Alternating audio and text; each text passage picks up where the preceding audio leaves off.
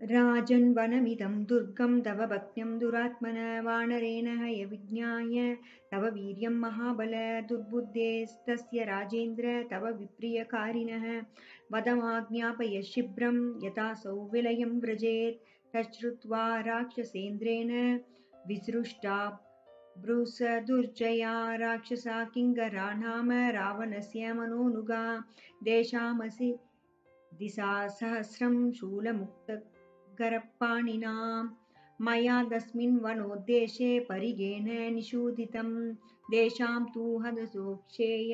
शेषा ये त्यक्त्वा लघुविक्रमा निहतं च महत्सैन्यं रावणाय चचशिरे ततोमेव बुद्धिरुत्पन्ना चैत्यप्रासादमाक्रमम्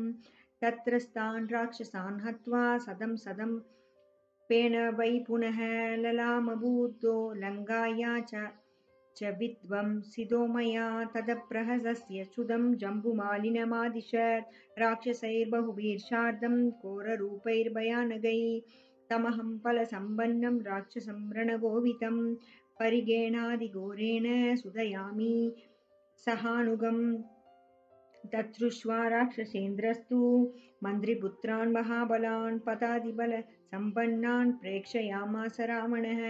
परिगेणैव तान् सर्वान् नयामि यमसादनम्